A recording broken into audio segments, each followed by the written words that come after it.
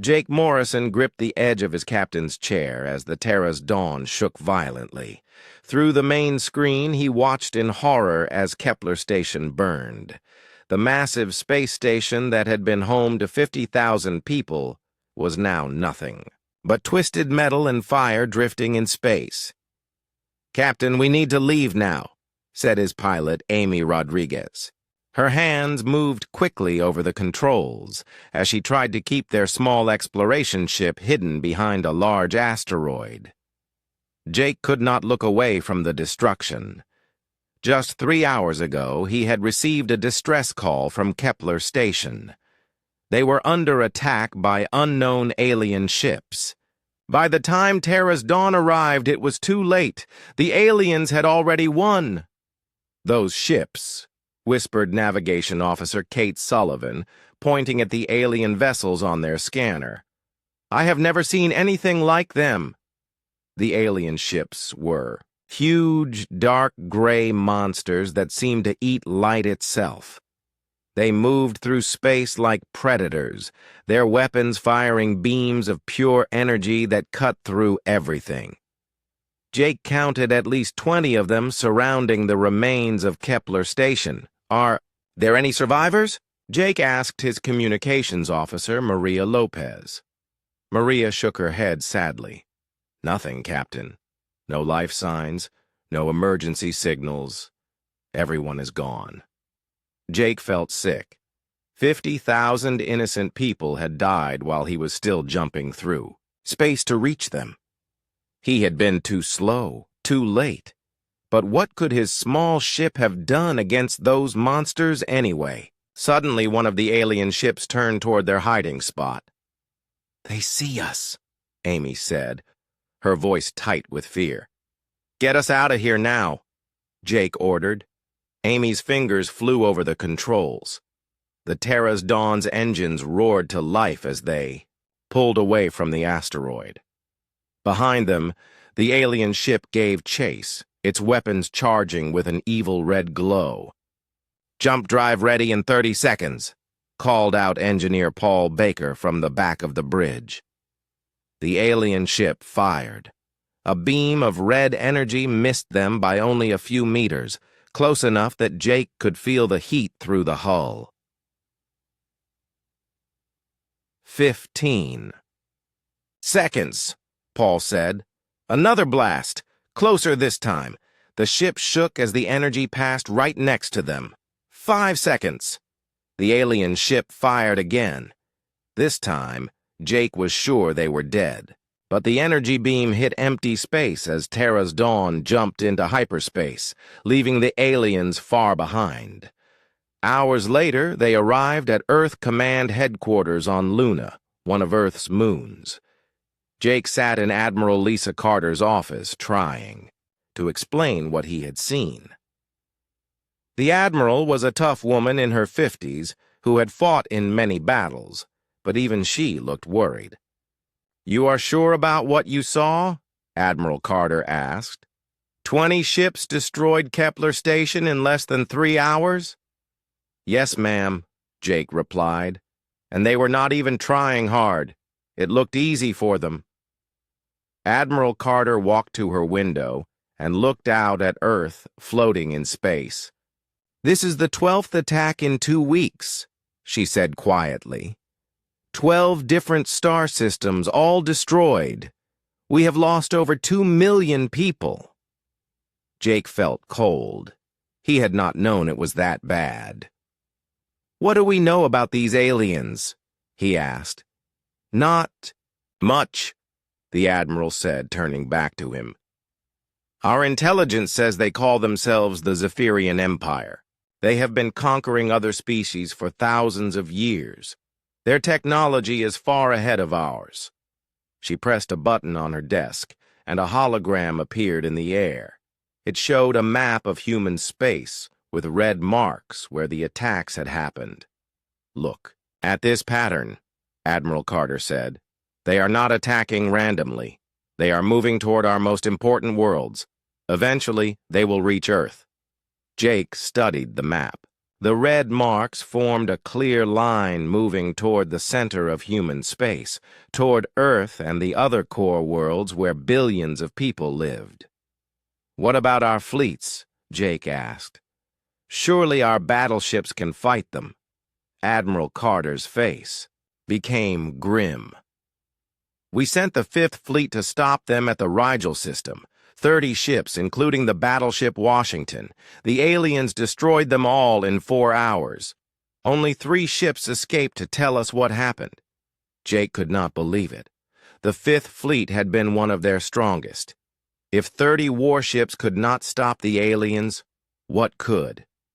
"The aliens' weapons go right through our shields like they are not even there," Admiral Carter continued. "Our weapons barely scratch their armor. It is like fighting with sticks against tanks." She walked back to her desk and sat down heavily. For the first time, Jake saw fear in her eyes. "Every day, we get more calls for help," she said. "Colonies, begging us to save them. But what can we send?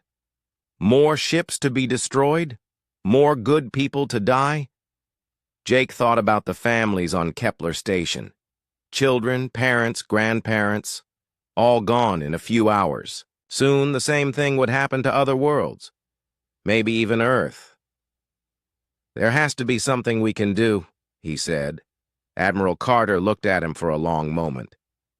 "Maybe," she said slowly. "There is one project, very secret, but it might not. Be ready in time." Before Jake could ask what she meant, an alarm started ringing throughout the building. Red lights flashed in the hallway outside. Admiral Carter pressed another button on her desk. "Report," she said sharply. "Admiral, we just lost contact with the Proxima system," came a voice from the speaker. "Their last message was that alien ships had entered the system." Jake felt his heart sink. Proxima was one of the most important human colonies, home to over 3 million people. If the aliens were attacking there, it meant they were moving faster than anyone had thought. "How long until they reach the core worlds?" Admiral Carter asked. "At their current speed, maybe 2 weeks," the voice replied. 2 weeks. Jake realized that in 2 weeks, the aliens would be attacking Earth itself, the home of humanity, where 10 billion people lived and worked and loved, would face the same fate as Kepler Station. Admiral Carter stood up and walked to a safe in the corner of her office. She opened it and pulled out a file marked with the highest security level. "Captain Morrison," she said, "I am going to tell you about something that could save us all. But if you repeat what I say to anyone without permission, you will spend the rest of your life in prison." Jake nodded. "I understand, Admiral." "Good," she said, opening the file. "Let me tell you about the USS Vengeance." Commander Dan Phillips watched the scanner with growing dread. 47 red dots moved across the screen like a swarm of angry wasps, heading straight for the Proxima system. Behind him, his crew worked frantically at their stations aboard. The evacuation ship's safe harbor. "How long until they reach the planet?" Dan asked his navigator, Lieutenant Jenny Adams. 6 hours, sir," she replied, her voice steady despite the fear in her eyes. "Maybe less." Dan cursed under his breath. 6 hours to evacuate 3 million people. It was impossible, but they had to try. Around Proxima's main planet, hundreds of transport ships were already loading civilians as fast as they could. "Status report on the defense fleet," Dan called. To his communications officer. 16 ships holding position at the outer planets, sir. Admiral Nash is commanding from the battleship Enterprise. Dan nodded, though he knew 16 ships would not be enough. The reports from other battles had been clear. The Zephyrian Empire's ships were too strong, too fast, and too well armed. But Admiral Nash was a good man who would fight to the end to buy them time. "Sir, incoming message from the planet," the communications officer said. The main screen flickered, showing the face of Governor Helen Adams. She looked tired and scared, but determined. "Commander Phillips, we have a problem," she said. "The main spaceport is completely jammed. People are panicking. Some are trying to rush the ships. Others are fleeing into the countryside thinking they can hide." Dan had seen this before on other worlds. When death came from space, people did not think clearly. Fear made them do stupid things. "Governor, you need to maintain order," Dan said. "Use whatever force necessary. If people panic, more will die. I am trying, but my security forces are overwhelmed. And Commander, there is something else. We have reports of Zephyrian scout ships already in the outer system. They are moving faster than we expected." Dan felt ice in his stomach. If the aliens were ahead of schedule, they had even less time. "Keep loading the transports," he ordered. "Do not stop for anything." The screen went dark. Dan turned to his crew. "How many people have we evacuated so far?" he asked. "About 400,000. "Sir," replied the ship's computer specialist, Tony Garcia. "But the transports can only make so many trips before the aliens arrive." Dan did the math in his head. 400,000 out of 3 million. That meant over 2 million people would still be on the planet when the aliens arrived. The thought made him sick. "Sir, Admiral Nash is sending a message," the communications officer announced. Admiral Nash appeared on screen. He was an old man with gray hair and kind eyes. But now he looked like he had aged 10 years in the past few hours. "Dan, the aliens just destroyed our outer sensor stations," he said grimly. "They will be here in 4 hours, not 6. How is the evacuation going?" "Not fast enough, sir," Dan replied honestly. "We need more time." "Then we will give you more time," Admiral Nash said. "My fleet will engage them as far out as possible. Use every minute we buy you." Dan knew what the Admiral was really saying. His 16 ships would die to give the evacuees a few more hours. It was the only choice, but that did not make it easier. "Understood, sir. Good luck." "Same to you, Commander. Take care of our people." The connection ended. Dan stared at the blank screen for a moment, then turned back to his duties. For the next 3 hours, Safe Harbor and dozens of other evacuation ships worked without stopping. They loaded refugees, jumped to safety, unloaded them at distant colonies, then returned for more. Dan barely slept, barely ate, just watched the numbers climb slowly. Then the battle began. "Sir, I am picking up weapons fire in the outer system," Tony Garcia reported. "Admiral Nash has engaged the enemy." On the tactical display, Dan could see tiny flashes of light where ships died. First, one human ship disappeared, then another. The Zephyrian fleet barely slowed down. "How long did our ships last?" Dan asked quietly.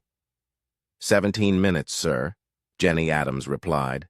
"The Enterprise held out until the end, but she did not need to finish." Dan understood. Admiral Nash and 800 good sailors were dead, along with crews from the other ships. Their sacrifice had bought 17 minutes. "Sir, emergency transmission from the planet," the communications officer called out. Governor Adams appeared again, but now she looked terrified. "Commander, the aliens are broadcasting something. It is coming through on all channels." The screen changed, showing a creature that made Dan's blood run cold. It looked like a giant lizard walking on 2 legs, covered in dark scales and armor. Its eyes glowed red, and when it spoke, its voice sounded like grinding metal. "Humans of Proxima," the alien said in perfect English. I am War Prime Thexus of the Zephyrian Empire. Your pathetic fleet has been destroyed. Your world now belongs to us. You have 1 hour to surrender completely, or we will burn your planet to ash. There will be no mercy, no escape, no hope. Submit now or die. The transmission ended, leaving horrible silence on the bridge. Governor, how many people are still on the planet? Dan asked. 2.1 million, she replied, tears in her eyes. The transports cannot take them all. Not in 1 hour. Dan closed his eyes and made the hardest decision of his life. Continue the evacuation, he ordered. Load every ship to maximum capacity. Take as many as you can. But, sir, the aliens said. I know what they said. Dan cut her off. But we do not surrender. Not ever. Save who you can, Governor. That is all anyone can ask. The next hour was a nightmare. Transport ships fled the planet carrying hundreds of thousands of refugees, but millions more were left behind. Dan watched from space as Zephyrian ships entered the atmosphere and began their attack. The aliens kept their promise. They showed no mercy. Cities burned, forests burned. Even the oceans seemed to burn as the alien weapons turned water into steam. Within 2 hours, nothing moved on the planet's surface. Dan sat in his command chair, staring at the dead world below. Around him, his crew worked in silence, too shocked and angry to speak. Sir, Tony Garcia said quietly, we saved 800,000 people. It could have been worse. Dan nodded, but he did not feel any victory. 2.2 million people had died while he watched. Good people, innocent people, families with children and dreams and hopes for the future. Set course for Earth, he ordered. Admiral Carter needs to know what happened here. As Safe Harbor jumped away from the Proxima system, Dan made himself a promise. Somehow, some way, the Zephyrian Empire would pay for what they had done. Humanity would find a way to fight back. He just hoped it would not be too late. Chief Engineer Paul Baker floated through the zero-gravity construction bay, checking every weld and circuit on humanity's greatest secret. The ship before him was massive, larger than any battleship ever built, but it was also strange. Its hull was covered in patterns that seemed to shift and change in the light, and its weapons were unlike anything in the human fleet. How much longer, Paul? Asked Dr. Lucy Thompson, the project's head scientist. She floated beside him, her gray hair tied back and her face showing the stress of 20 years of work. 2 more days for the main systems, Paul replied, running, his hand along the ship's strange metal hull. Maybe 3 for the weapons tests. The quantum resonance chambers are tricky. Dr. Thompson nodded. She had designed those chambers herself, based on technology from a crashed alien scout ship that had been found on Mars 30 years ago. For 2 decades, Earth's best scientists had studied that wreck, learning its secrets bit by bit. And the crew? She asked. Admiral Carter is bringing them tomorrow. She picked Steve Collins to be captain. Dr. Thompson raised her eyebrows. Collins? The man who won the Battle of Centauri Ridge? Good choice. He knows how to fight against impossible odds. Paul agreed. Captain Collins had a reputation as a man who never gave up, never surrendered, and never left anyone behind. If anyone could make this crazy plan work, it was him. The plan was simple and insane at the same time. Take human engineering, mix it with alien technology, and create a ship that could fight the Zephyrian Empire on equal terms. The USS Vengeance was the result. A battleship that looked human but fought like an alien. Paul, Lucy, we have a problem. called Alex Brown from the control room. He was the project's lead technician, in charge of all the computer systems. They floated over to where Alex was working at a massive control panel. His face was pale as he pointed at his screens. "The news feeds from the outer colonies," he said. "The Zephyrians just hit the Tau Ceti system. 4 million people all dead. They are moving faster than we thought." Paul felt his heart sink. Tau Ceti had been one of humanity's oldest colonies, a beautiful world full of farms and forests. Now it was probably just ash and ruins. "How long until they reach Earth?" Dr. Thompson asked. Alex did quick calculations on his computer. "At their current speed, maybe 10 days, possibly less. 10 days. Paul looked at the Vengeance, still incomplete, still untested. They needed at least a week to finish construction and another week for testing. But the aliens would not wait. "We launch in 5 days, Dr. Thompson decided. "Ready or not?" "But the weapon systems are not fully calibrated," Paul protested. "The shields need more work. The jump drive has only been tested in simulations." "Then we will test them in combat," she replied firmly. "Because if we do not, there will not be an Earth left to defend." The next morning, Captain Steve Collins arrived with his crew. Paul watched them file into the construction bay, 800 of the best sailors in the human fleet. They looked around at the Vengeance with mixture of awe and confusion. Captain Collins was a tall man in his 40s with steady blue eyes and gray hair at his temples. He had the calm confidence of someone who had seen battle and survived. "Dr. Thompson," he said, shaking her hand. "Admiral Carter told me about this project, but seeing it in person is something else. What exactly can this ship do?" Dr. Thompson smiled for the first time in days. "Come aboard, Captain. Let me show you." They floated through the ship's corridors, which were wider and taller than normal human ships. The walls were covered in the same strange metal as the hull, and soft, blue lights provided illumination. "The armor is made from a composite we developed based on the alien wreck," Dr. Thompson explained. "It can absorb energy weapons and convert them into power for our own systems. The harder they hit us, the stronger we become." Captain Collins looked impressed. "What about weapons?" "Particle beam cannons that fire concentrated antimatter," Paul said proudly. "They can punch through any known armor, plus quantum torpedoes that phase through shields before exploding." They reached the bridge, which was the strangest part of the ship. Instead of normal view screens, the walls themselves seemed to be transparent, giving a 360-degree view of space. The control stations were curved and flowing, more like art than machinery. "The ship's computer uses quantum processing based on alien technology," Alex Brown explained. "It can think and react faster than any human crew. It will help you make decisions in combat."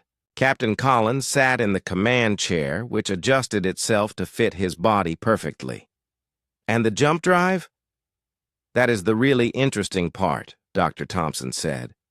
"Normal jump drives move you from point A to point B. Our drive can jump you directly into the middle of a battle, right where you want to be. No long approaches, no warning for the enemy." Captain Collins was quiet for a long moment, looking around the bridge. Paul could see him thinking, planning, already imagining battles to come. "How long to finish construction?" the captain asked finally. 4 days, Paul replied. "But we really need more time for testing." "We do not have more time," Captain Collins said grimly. "I just got word that the Zephyrians destroyed 3 more colonies yesterday. Vega, Altair, and Wolf 359. They are cutting through our defenses like they do not exist." Paul felt sick. Those were major systems, each with millions of people. The aliens were not just conquering human space, they were wiping it out completely. "There is something else," Captain Collins continued. "The aliens sent another message to Earth this morning. The same creature that destroyed Proxima. He activated a communication device, and the horrible face of War Prime Thexus appeared in the air above them. 'Humans of Earth,' the alien said, in its grinding voice. 'You have seen what happens to those who resist the Zephyrian Empire. Your fleets are destroyed, your colonies are ash. Soon, we will come for your home world. You have one choice. Surrender now and become slaves, or fight and become extinct. Choose wisely.' The message ended, leaving them in silence. 'So that is our choice,' Captain Collins said calmly. 'Slavery or extinction. There is a third choice,' Dr. Thompson said, looking at the vengeance around them. 'Victory.' Captain Collins smiled grimly. 'Then we better make sure this ship works, because it might be humanity's last hope.' Paul nodded, already planning the final construction schedule in his head. 4 days to finish the most advanced warship ever built. 4 days to give humanity a fighting chance. 4 days to save the human race. He floated back to his workstations, calling his teams together. They had a ship to finish and a war to win. The Zephyrian Empire was about to learn that humans could be just as dangerous as any alien when their backs were against the wall. Maybe more dangerous.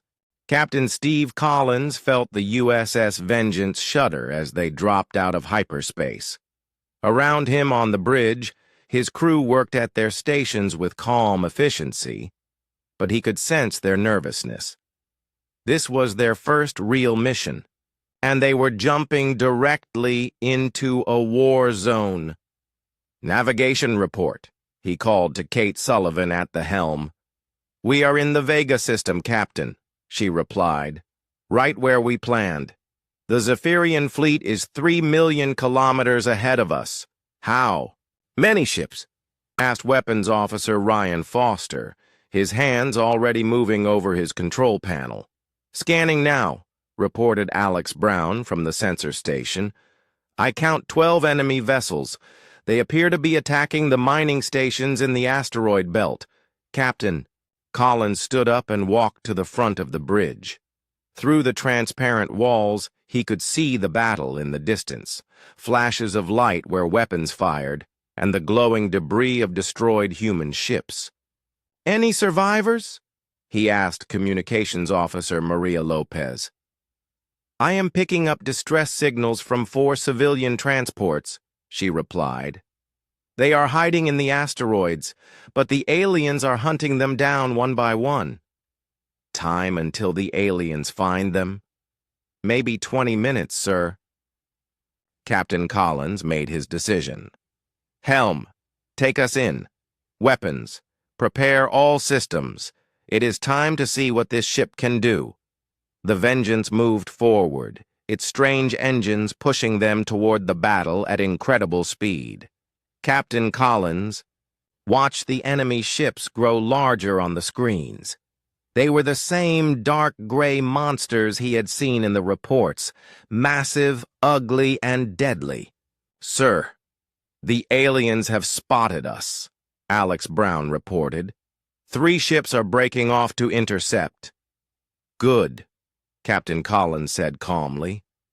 "Let them come." The first Zephyrian ship fired when they were still 1 million kilometers away. Beams of red. Energy lanced across space, striking the Vengeance's shields. Captain Collins felt the ship shake slightly, but the damage displays showed green across the board. "Direct hit, no damage," reported Chief Engineer Paul Baker from the engine room. "The energy absorption systems are working perfectly." "Return fire," Captain Collins ordered. Ryan Foster pressed his weapons controls, and the Vengeance's particle beam cannons came to life. Blue-white energy erupted from the ship's hull, crossing space in an instant. The beam struck the alien ships' shields and punched right through them like they were made of paper. The Zephyrian vessel exploded in a ball of fire and metal. The bridge went silent for a moment.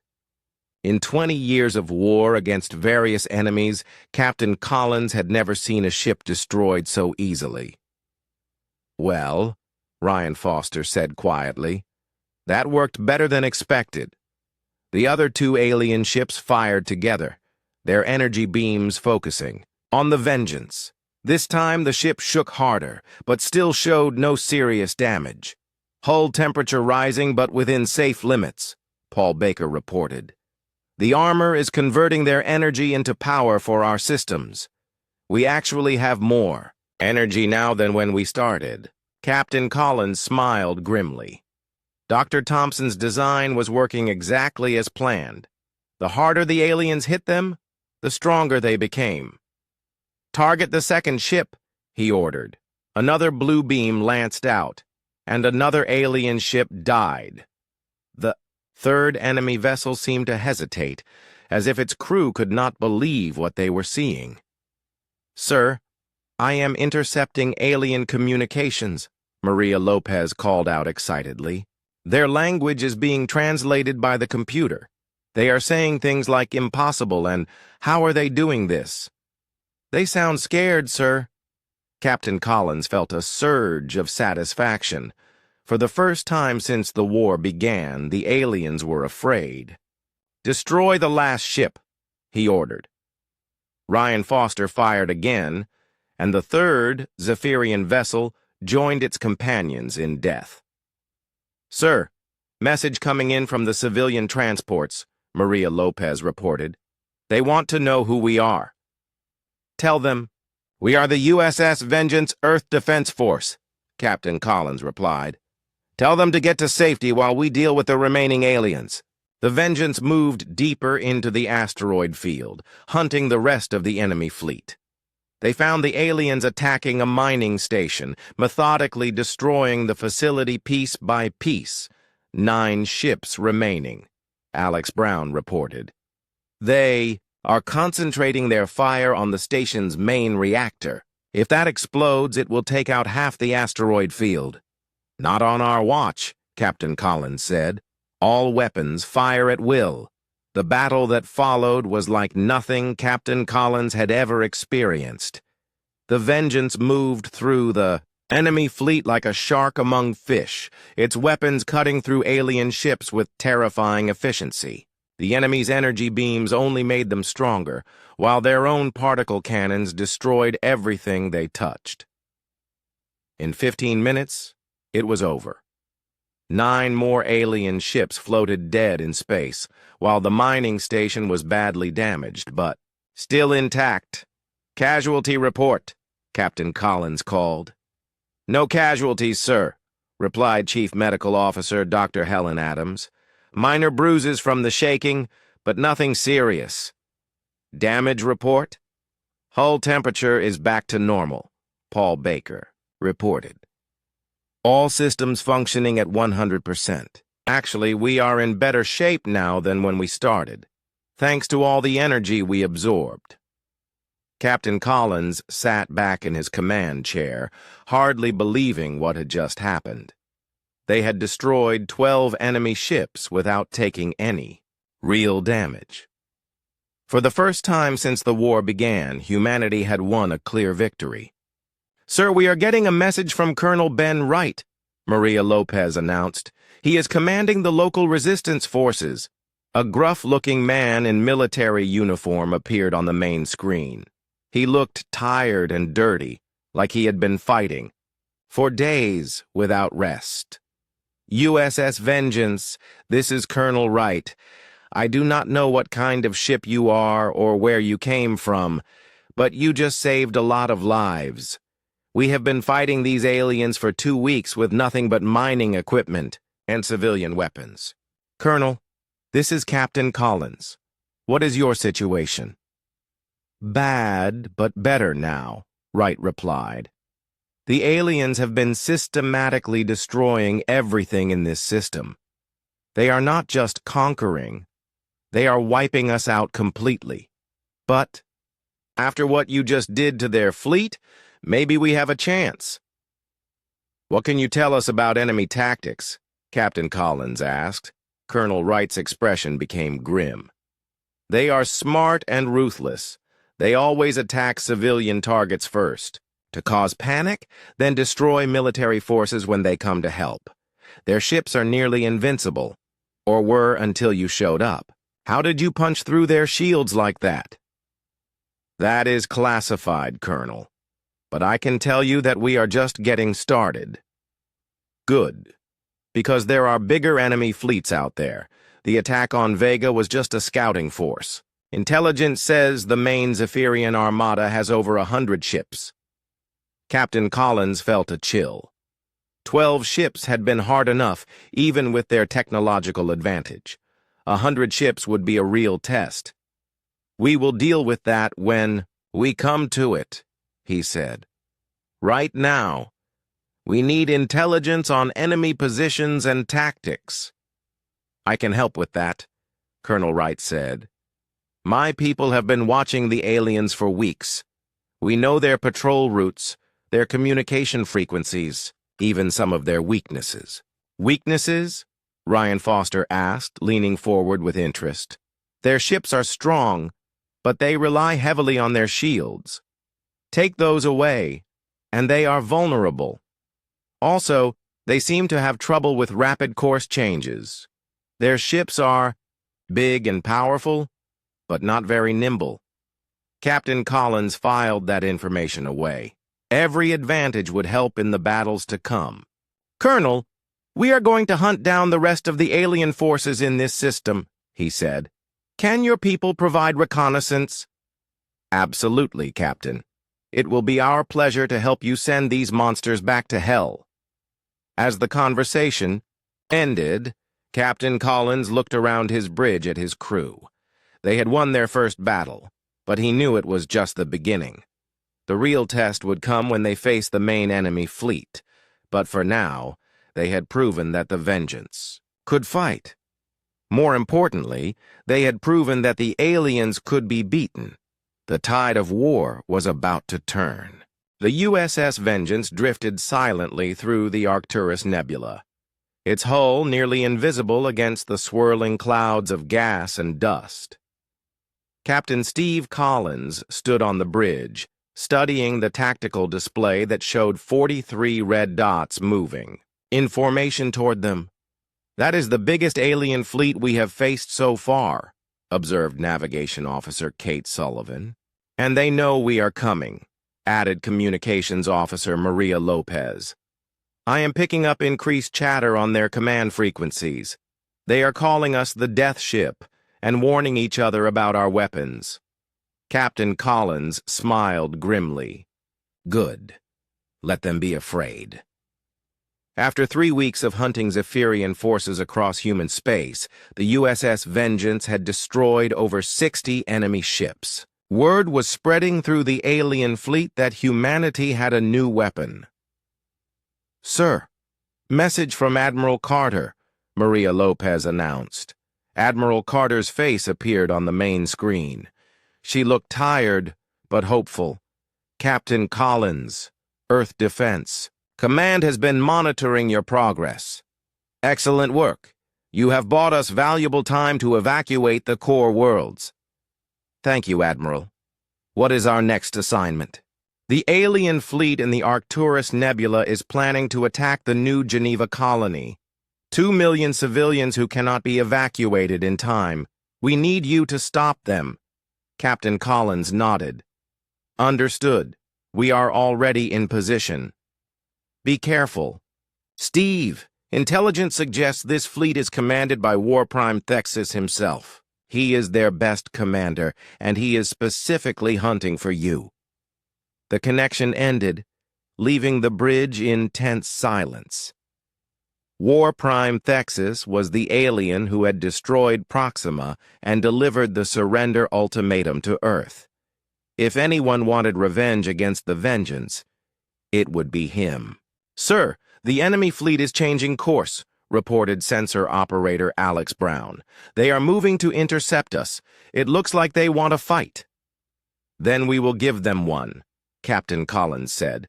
"Battle stations. All hands prepare for combat. Throughout." The ship, 800 crew members, moved to their positions. In the medical bay, Dr. Helen Adams prepared for casualties. In engineering, Paul Baker checked every system twice. On the weapons deck, Ryan Foster loaded the particle beam cannons with fresh antimatter. "Sir, the aliens are sending us a message," Maria Lopez called out. The main screen flickered, showing the horrible face of War Prime Thexus. His red eyes seemed to burn with hatred as he spoke. "Human death ship," he said in his grinding voice. "I am War Prime Thexus, conqueror of 1,000 worlds. You have killed many of my warriors, but your luck ends here. Today, you die, and with you dies humanity's last hope." Captain Collins stepped forward. "This is Captain Steve Collins of the USS Vengeance. Your empire has murdered millions of innocent people. Today, we start making you pay for those crimes." War Prime Thexus laughed, a sound like breaking glass. "Brave words, human. Let us see if your ship fights as well as your mouth." The transmission ended.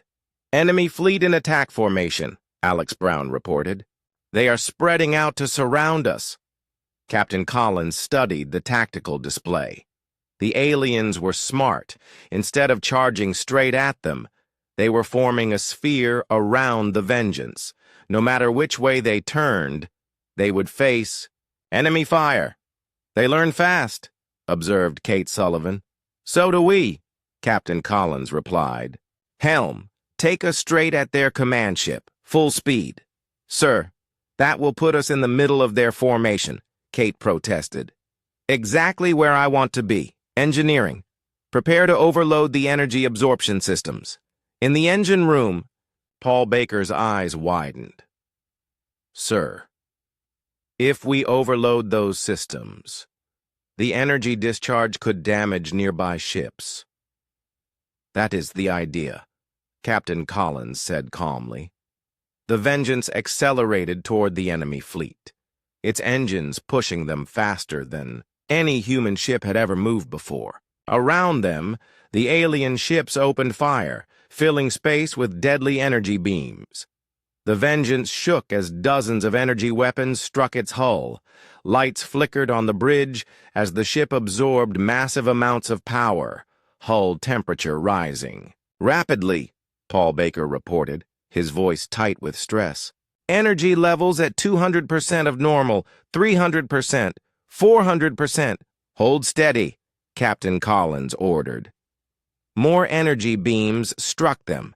The ship's hull began to glow with absorbed power.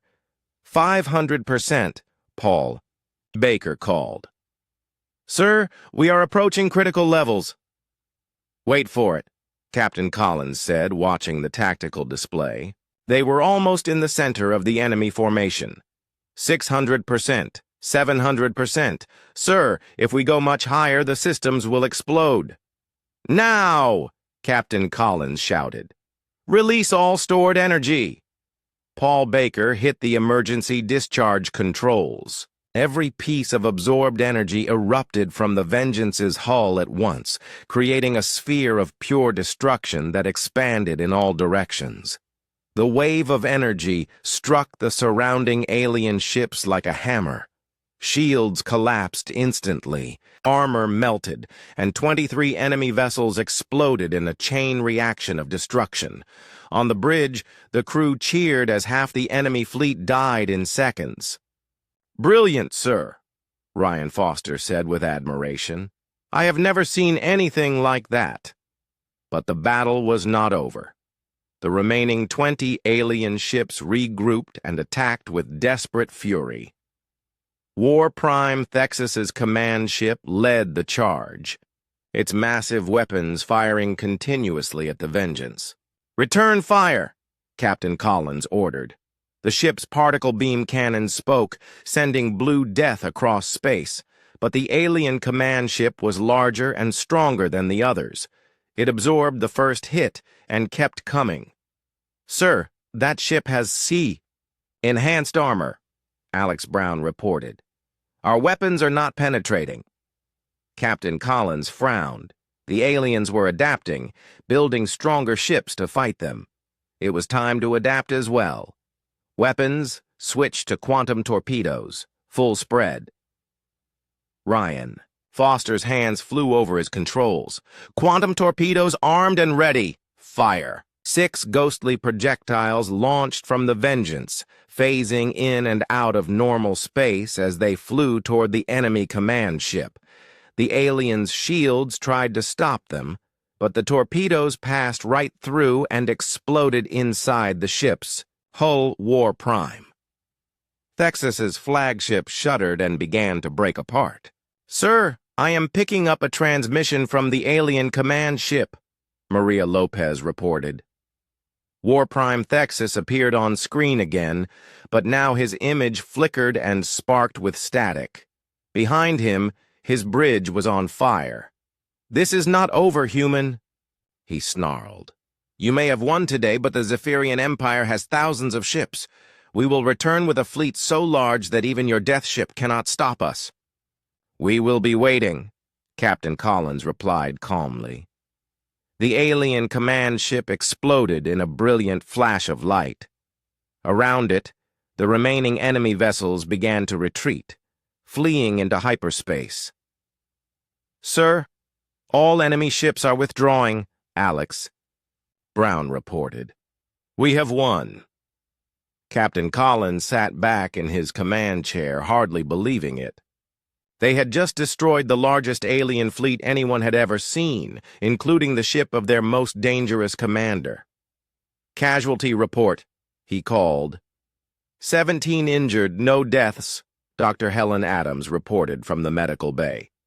"Most injuries are from being thrown around during the energy discharge." "Damage report?" "All systems nominal," Paul Baker replied. "The energy discharge put stress on our hull, but we are still at full capability." Captain Collins nodded with satisfaction. Another victory, and this time against their best commander. But War Prime Thexus's final words worried him. If the aliens brought thousands of ships, even the Vengeance might not be enough. "Sir, incoming message from the New Geneva colony," Maria Lopez announced. A woman in colonial governor uniform appeared on screen, tears streaming down her face. "Captain Collins, we watched the battle on our sensors. You saved 2 million lives today. How can we ever thank you?" "Just live free," Captain Collins replied. "That is thanks enough."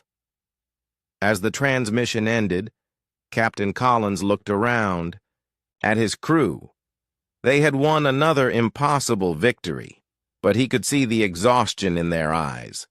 Fighting the Zephyrian Empire was taking its toll on everyone. "Set course for Earth," he ordered. "We need to resupply and repair before the next battle." As the Vengeance jumped into hyperspace, Captain Collins wondered how long they could keep winning. The aliens were learning, adapting, building stronger ships. Soon they would bring a fleet so large that even the most advanced human technology might not be enough. But they would face that challenge when it came. For now, they had won another battle and saved another world. In a war where humanity was fighting for its very existence, that was all anyone could ask for. The tide was turning, but the final battle was still to come. Intelligence Officer Sam Turner stared at the holographic display in the USS Vengeance's briefing room, his face pale with shock. Around the table, Captain Steve Collins and his senior staff studied the intelligence data that had just arrived. From Earth Command.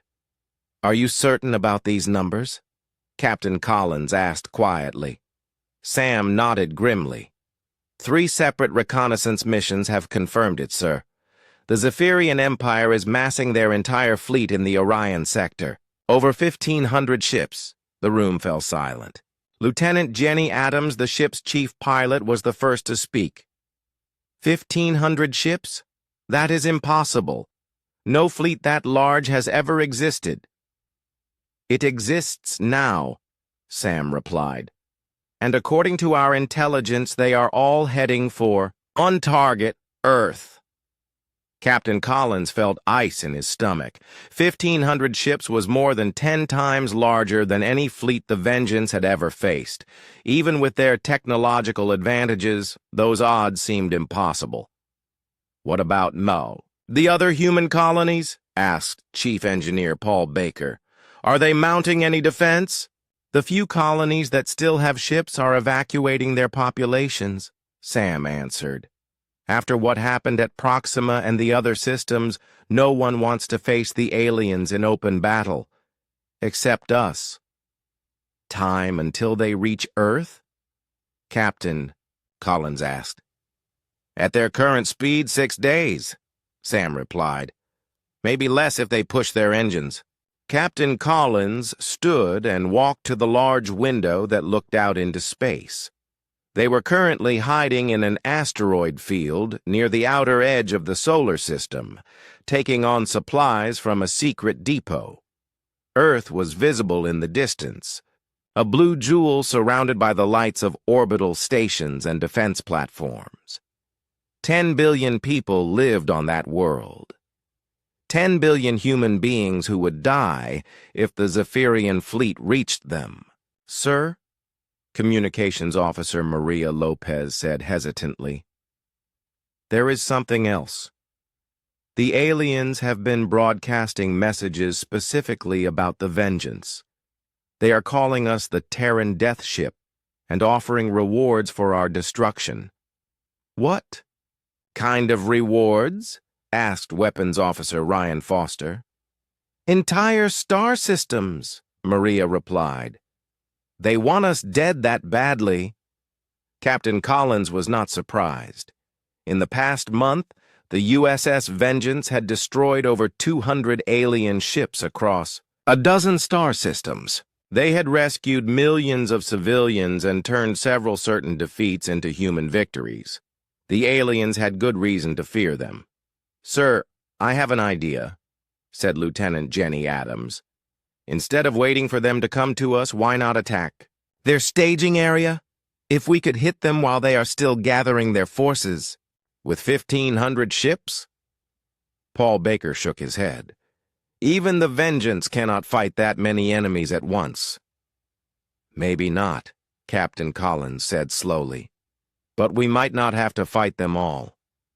He turned back to the holographic display and studied the alien fleet positions. Sam, what do we know about their command structure? The entire operation is being directed by a new war prime called Vorthak, Sam replied. He took over after we killed Thexus. Intelligence says he is even more dangerous than his predecessor. And if we killed him? The alien command structure would collapse into chaos, Sam said immediately. Different ship commanders would fight each other for control. It might buy us weeks or even months. Captain Collins nodded. It was exactly what he had hoped to hear. Then we go after Vorthak personally, he announced. One precise strike instead of a pitched battle. Sir, that is suicide, protested Dr. Helen Adams from the medical bay via communicator. Getting close enough to their command ship means flying through their entire fleet. Not necessarily, Lieutenant Jenny Adams said, studying the tactical display. Look at their formation. They are spread out across the entire sector to avoid our energy discharge weapon. That means gaps in their coverage. She highlighted several areas on the display where the alien ships were widely separated.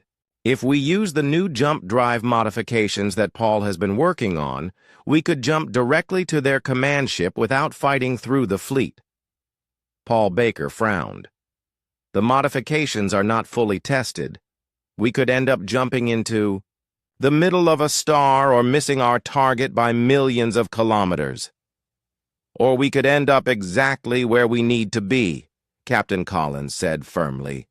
How long to complete the modifications? 12 hours, maybe less if we push hard. Do it, Captain Collins ordered. We jump in 18 hours. The next few hours were a blur of activity as the crew prepared for their most dangerous mission yet. In engineering, Paul Baker and his team worked frantically to install new navigation systems. In the weapons bay, Ryan Foster loaded their most powerful ammunition. In the medical bay, Dr. Helen Adams prepared for the worst. Lieutenant Jenny Adams spent the time studying every piece of intelligence they had on Zephyrian fleet movements, looking for the perfect moment to strike. "Sir, I found something interesting," she reported to Captain Collins. "The alien fleet is not just staging for attack. They are also conducting repair operations on damaged ships from previous battles." What does that mean for us? It means their shields and weapons will not be at full power. If we time our attack right, we might catch them completely off guard. Captain Collins felt a surge of hope. Any advantage would help against such overwhelming odds. "How is the crew holding? Up?" he asked Dr. Helen Adams during a brief medical check. "Nervous but determined," she replied, checking his blood pressure. "Everyone knows how important this mission is. They also know the risks. And you? How are you holding up?" Dr. Adams paused in her work. "To be honest, Captain, I am terrified. But I would rather die fighting than live as a slave to these aliens." Captain Collins understood exactly what she meant. Every human in the fleet felt the same way. 18 hours later, the USS Vengeance hung in space at the edge of the Orion sector. Through the bridge's transparent walls, they could see the massive alien fleet in the distance. Hundreds of dark ships spread across space like a swarm of insects. "Jump calculations complete," reported Navigator Kate Sullivan. "We will appear 2 kilometers from the alien command ship." "Weapons ready," Ryan Foster confirmed. "All systems nominal," Paul Baker reported from engineering. Captain Collins took a deep breath. Everything depended on the next few minutes. "Execute jump," he ordered. Reality twisted around them as the experimental jump drive activated. For a moment that seemed like eternity, the USS Vengeance existed in a space between dimensions. Then they appeared in normal space directly in front of the largest alien ship anyone had ever seen. War Prime Vorthak's command vessel was a massive black pyramid covered in weapons and armor. It was easily 5 times larger than the Vengeance and bristled with enough firepower to destroy a planet. "Target acquired," Ryan Foster reported calmly. "Fire everything," Captain Collins ordered. Every weapon on the Vengeance fired at once. Particle, beams, quantum torpedoes, and experimental plasma cannons all struck the alien command ship simultaneously. The enemy's shields flared and collapsed under the tremendous assault. But the ship did not die. Its armor absorbed the impact and began to glow with heat, but it remained intact. "Sir, that ship is built like a fortress," Ryan Foster reported with amazement. "Our weapons barely scratched it." Around them, the rest of the alien fleet was beginning to react. Ships turned toward them from all directions, weapons charging. "We have maybe 2 minutes before they surround us," Kate Sullivan warned. Captain Collins stared at the enemy command ship, his mind racing. Their most powerful weapons had failed to penetrate its defenses. But there might be another way. "Paul, can we overload our reactor?" he asked. "Sir, if we overload the reactor, it will destroy us too," Paul replied in shock. "Not if we time it right. Jenny, can you get us close enough to ram that ship?" Lieutenant Jenny Adams checked her navigation. Display. "I can get us close, but sir, ramming that monster will be like hitting a mountain with a speeder." "Not if we hit them with an exploding mountain," Captain Collins said grimly. "Everyone, prepare for ramming speed." Around the bridge, his crew exchanged glances. They all knew this was likely a one-way trip, but they also knew it might be humanity's only chance. "All hands, brace for impact," Captain Collins announced ship-wide. "Today, we saved the human race." The USS Vengeance accelerated toward the alien command ship, its reactor building toward critical overload. Behind them, War Prime Vorthak's fleet desperately tried to catch up, but they were too late. The two ships were about to collide, and the fate of humanity hung in the balance. The USS Vengeance shuddered as it pulled away from the massive explosion that had been War Prime Vorthak's command ship. Captain Steve Collins gripped his chair as debris from the alien vessel bounced off their hull. "Status report," he called, out barely believing they had survived. "Hull integrity at 60%, reported Chief Engineer Paul Baker, his voice shaking with relief. "We lost our ramming prow, but the reactor overload was contained just like you planned, sir." "Casualties?" 43 injured, no deaths, Dr. Helen Adams reported from the medical bay. "It is a miracle, Captain." Captain Collins nodded, but he knew their victory was temporary. Around them, the rest of the Zephyrian fleet was regrouping after the shock of losing their commander. "Sir, the alien fleet is breaking up," observed Intelligence Officer Sam Turner, studying his displays. "Without central command, different ship groups are arguing about what to do next." "How long before they reorganize?" Captain Collins asked. "Maybe a few hours, maybe a few days. But they will reorganize eventually, and when they do, they will still outnumber us 1,000 to 1. Captain Collins stared out at the scattered alien ships. They had won a great victory by killing Vorthak, but the fundamental problem remained. There were simply too many enemy ships to fight. "Sir, incoming priority message from Earth Command," announced Communications Officer Maria Lopez. "Admiral," Carter's face appeared on the main screen. She looked tired and worried. "Captain Collins, we monitored the explosion. Please tell me you are still alive." "We are here, Admiral. War Prime Vorthak is dead, and their fleet is in chaos. Outstanding work. But we have a problem. Our deep space sensors show 3 more alien fleets moving toward Earth from different directions. Even without Vorthak, they still have over 4,000 ships heading our way." Captain Collins felt his heart sink. 4,000 ships. Even if the Vengeance could destroy 10 ships for everyone they lost, the math was impossible. "What about evacuating Earth?" he asked. "We are trying, but 10 billion people cannot be moved quickly. At best, we can save maybe 100 million before the aliens arrive." The bridge fell silent as everyone absorbed what that meant. 9 billion people would die unless they found a way to stop 4,000 alien warships. "Admiral, I need to speak with our science team." Captain Collins said.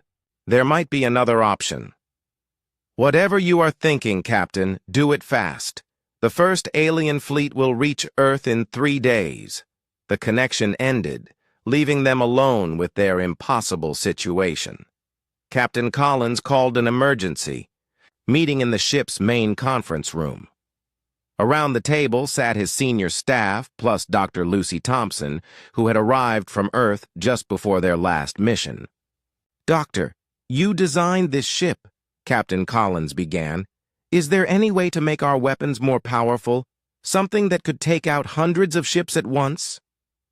Dr. Thompson shook her head sadly. Our weapons are already at maximum efficiency. Even if we could double their power, it would not be enough against 4,000 ships. What about the energy discharge system? Asked Paul Baker. Could we modify it to affect a larger area? The physics will not allow it, Dr. Thompson replied. The energy disperses too quickly in vacuum. The current range is the maximum possible. Engineer specialist Carl Davis, who had been quiet until now, suddenly sat up straight. "Wait!" he said excitedly. "What if we are thinking about this wrong? Instead of making our weapons stronger, what if we made their ships weaker?" Everyone turned to look at him. "Explain," Captain Collins ordered. Carl activated the room's holographic display, showing a detailed scan of Zephyrian technology. "Every alien ship we have captured has the same basic power core design," he said.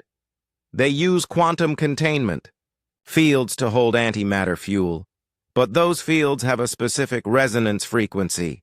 Dr. Thompson's eyes widened as she understood what he was suggesting. "If we could broadcast that frequency on a wide enough scale," she said slowly, "it would destabilize every power core in their fleet simultaneously."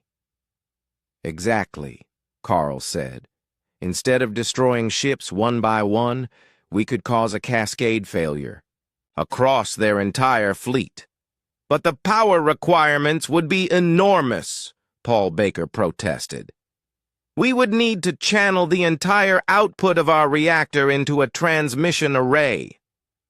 And the range would be limited," added Navigation Officer Kate Sullivan. "We would have to be right in the middle of their fleet for it to work." Captain Collins considered the plan. It was incredibly dangerous. They would have to fly directly into the center of 4,000 enemy ships, with no shields and no weapons, betting everything on an untested theory. "How long to build this transmission array?" he asked. 2 days. "Working around the clock," Carl Davis replied. "But, Captain, if this does not work, we will be defenseless in the middle of the largest fleet in galactic history. And if we do nothing, Earth dies," Captain Collins replied firmly. "We go with this plan." The next 2 days were the most intense of the war. Every crew member worked without rest, converting the Vengeance from a warship into a massive transmission device. Weapons were removed to make room for broadcast equipment. Armor was stripped away to reduce weight. Even the crew quarters were converted into relay stations. Morale Officer Dr. Lucy Thompson moved through the ship, talking to crew members who were struggling with the stress. "Are we really going to survive this?" asked a young engineer named Alex Brown, who looked like he had not slept in days. "I do not know," Dr. Thompson replied honestly, "but I know that we are going to try, and sometimes trying is enough." On the final day of preparation, Captain Collins addressed the entire crew over the ship's communication system. "In a few hours, we will jump into the middle of the largest enemy fleet ever assembled," he began. "Our plan is untested. Our odds are terrible. Many of us will probably not survive." He paused, looking around the bridge at his officers. "But we are not fighting for ourselves. We are fighting for every human being who has ever lived, and for every human being who ever will live. We are fighting so that children can grow up free, so that parents can watch their kids play, so that humanity can reach for the stars without fear." His voice grew stronger. "The aliens think they have already won. They think we are beaten. They are about to learn that humans do not surrender, we do not give up, and we do not go quietly into the night. Today, we show them what happens when you threaten humanity's home." Throughout the ship, 800 crew members listened in silence.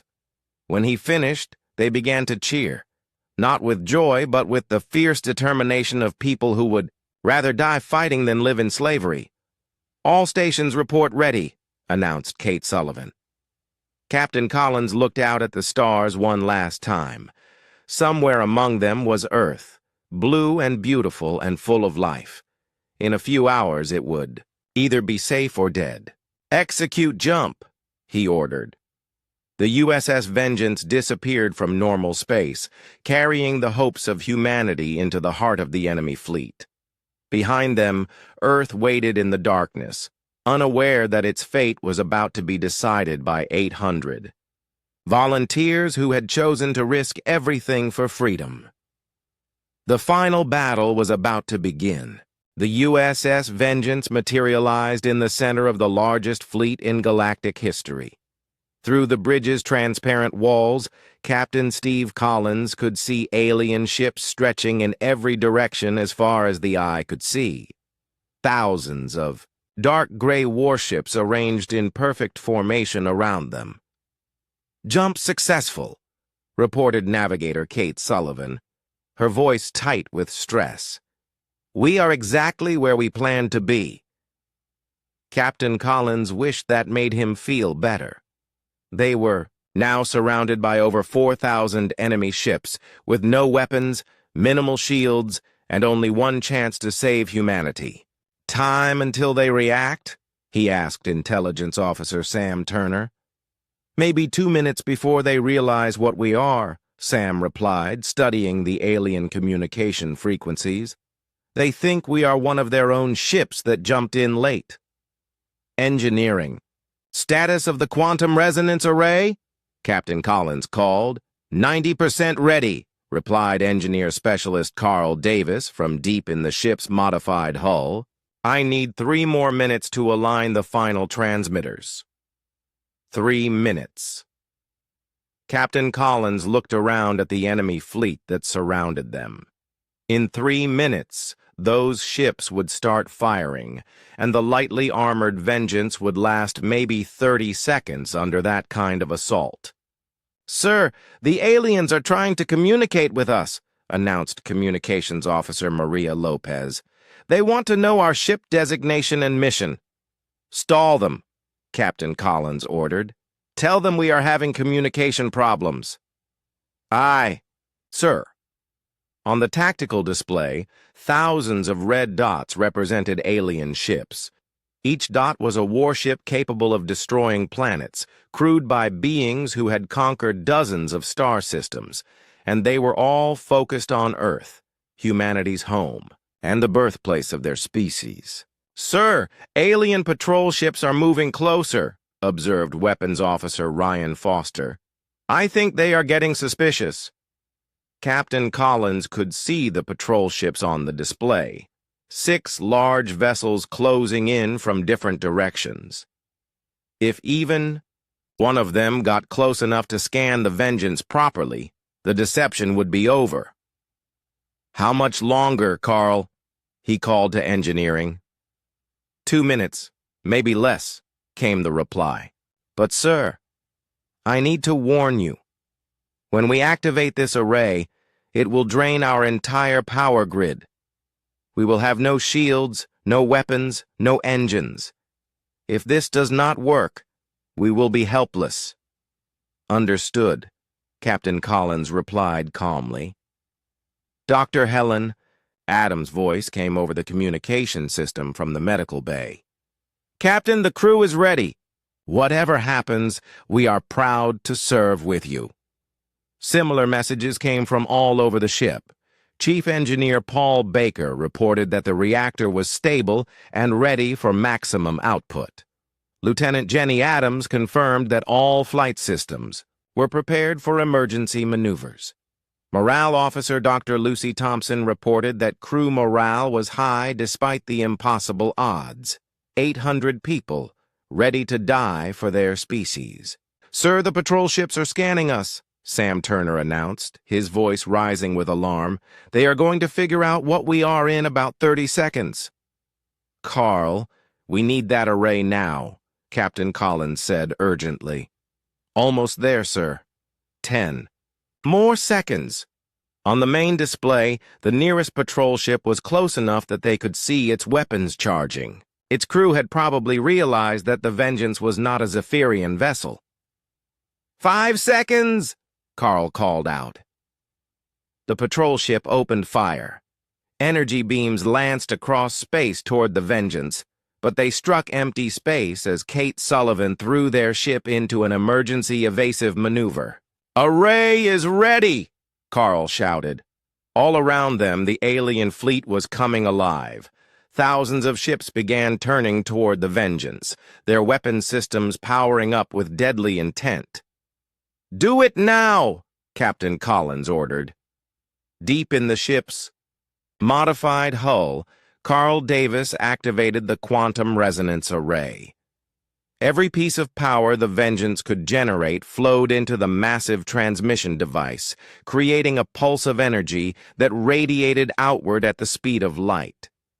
The pulse was invisible to the naked eye, but its effects were immediate and catastrophic. As the quantum frequency washed over the alien fleet, every ship's power core began to resonate. The resonance built quickly, causing the antimatter containment fields to fluctuate wildly. "Sir, I am reading massive power spikes across the entire enemy fleet," Alex Brown reported from the sensor station, his voice filled with amazement. The first alien ship exploded just 10 seconds after the pulse hit it, then another, then 10 more. Within a minute, hundreds of enemy vessels were erupting in balls of fire as their power cores overloaded.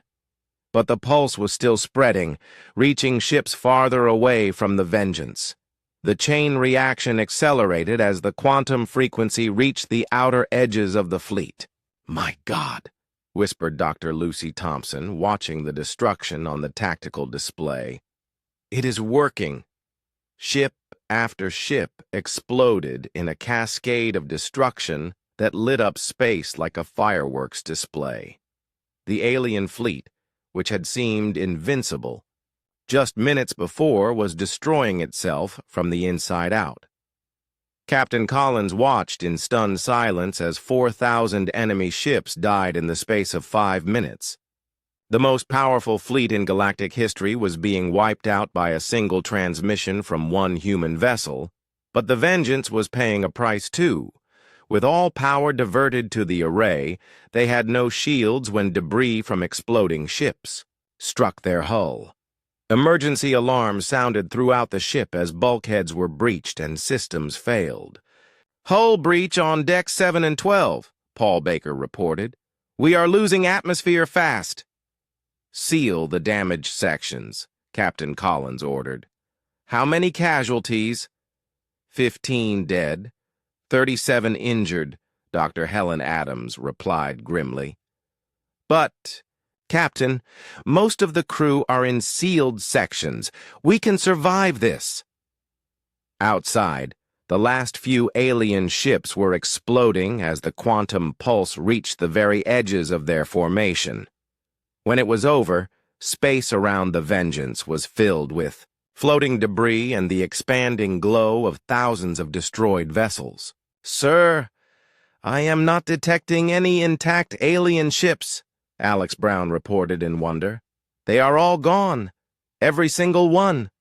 The bridge fell silent as the magnitude of their victory sank in. They had just destroyed the largest military force in Galactic history with a single weapon. The Zephyrian Empire's invasion fleet no longer existed. "Communications. Try to reach Earth Command," Captain Collins ordered. "Aye, sir. Earth Command, this is the USS Vengeance. The alien fleet has been destroyed. Repeat, the alien invasion fleet has been completely destroyed." Admiral Carter's voice came back immediately, filled with disbelief and joy. "Vengeance, please. Confirm your last transmission. Did you say the entire fleet is destroyed?" "Confirmed, Admiral. All enemy ships are destroyed. Earth is safe."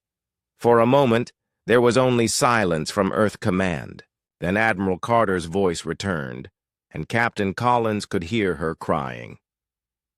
"Captain Collins, on behalf of 10 billion human beings, thank you.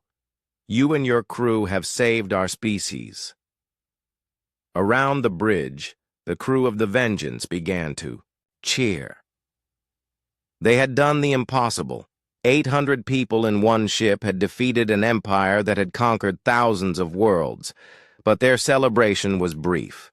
Paul Baker's voice came over the intercom with grim news. "Captain, the quantum pulse damaged our own systems more than we expected. Life support is failing, and we do not have enough power to reach Earth." Captain Collins felt his moment of triumph turn to cold reality. They had saved humanity, but they might not survive to see the peace they had won. "How long do we have?" he asked. "Maybe 6 hours with emergency life support," Paul replied. "Sir, multiple ships jumping in," Alex Brown announced suddenly. On the display, dozens of human vessels appeared around them, battleships, cruisers, and medical ships from Earth Defense Command. "This is Admiral Carter aboard the battleship Constitution," came a voice over the radio. "We are here to bring you home, Captain." As rescue ships moved in to help the damaged Vengeance, Captain Collins looked around at his crew. They were exhausted, injured and traumatized by months of impossible battles. But they were alive, and more importantly, humanity was free. The Zephyrian Empire was broken. Their fleets were destroyed, their commanders dead. Their invasion stopped cold by the courage of 800 humans who had refused to surrender. In the days that followed, as the Vengeance was towed back to Earth for repairs, Captain Collins often stood in the observation deck looking out at the stars. The galaxy was a big place, full of mysteries and dangers. Other threats would come eventually. But humanity had proven something important in this war. They were not victims to be conquered or slaves to be broken. They were survivors, fighters, and builders who would defend their freedom no matter the cost. The USS Vengeance had started the war as humanity's last hope. It ended the war as proof that sometimes the only way to stop an unstoppable force was to become something even more unstoppable. The age of human expansion into the galaxy was about to begin, and the stars themselves would remember the day when 800 humans saved their entire species.